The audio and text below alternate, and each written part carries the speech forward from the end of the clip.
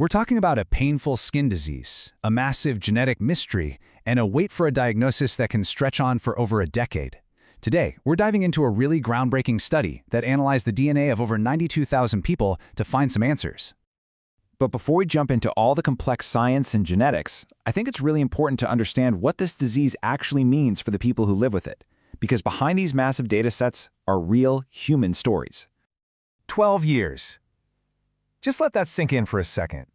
It's not just a number on a screen.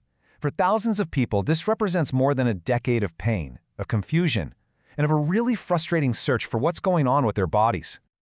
And for so many patients with hidradenitis suppurativa, or HS for short, this isn't something they have to imagine. It's their reality. The journey to actually getting the right diagnosis can be just incredibly long and difficult. So what exactly is HS? Well, at its core, it's a chronic inflammatory disorder that happens in the hair follicles. And part of the problem, the reason for that long wait, is that it can look a lot like other conditions, so it gets misdiagnosed a lot. So this long, hard road to a diagnosis really leads us to the central scientific question, right? What is the root cause of HS?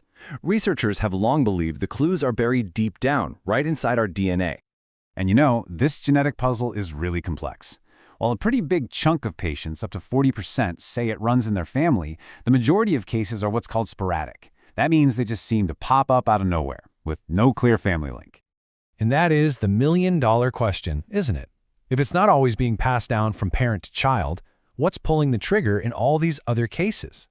Well, that's exactly what a huge new study set out to answer by going on a hunt for genetic clues. Now, to find these kinds of clues, you can't just look at a few dozen people. You have to launch an investigation on a truly incredible scale. To track down these really subtle genetic hints, they needed some serious statistical power.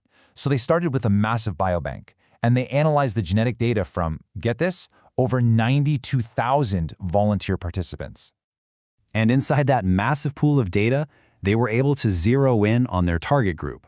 Just over 1,000 people who had a documented diagnosis of HS in their medical records. But what made this data so incredibly powerful was its depth. Researchers had, on average, 15 years of health records for every single person. That creates this rich, detailed timeline to connect specific genetic markers to a real-world HS diagnosis.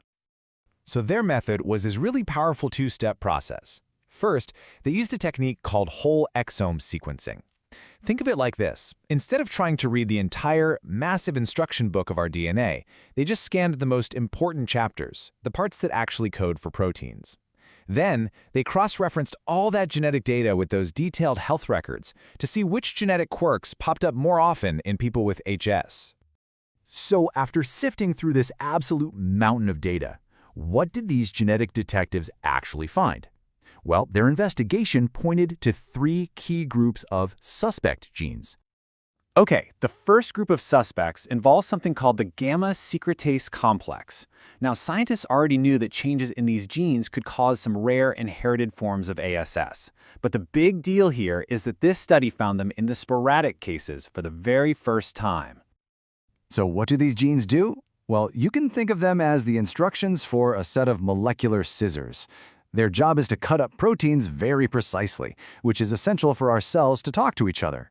But if a mutation basically breaks these scissors, the cuts aren't clean, communication breaks down, and that can lead to the inflammation we see in HS.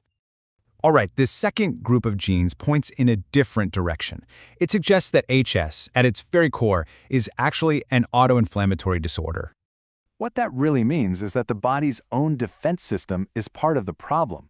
These genes are supposed to regulate our innate immune response, the body's first line of defense. But when variants cause this system to go into overdrive, it's like the alarm is stuck on, and it can trigger that chronic inflammation that just defines HS. And the final group of suspects reveals this really intriguing connection.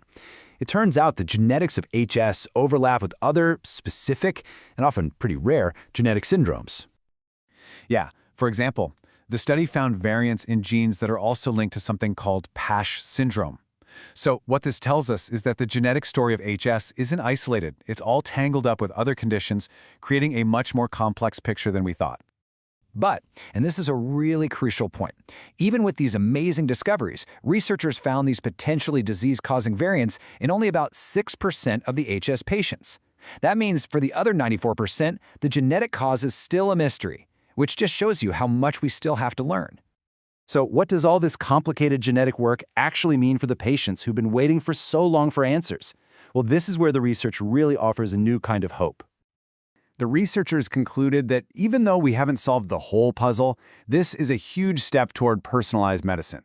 By using this kind of large-scale genetic screening, doctors might one day be able to diagnose HS much, much earlier and more accurately, and hopefully cut down that painful 12-year wait.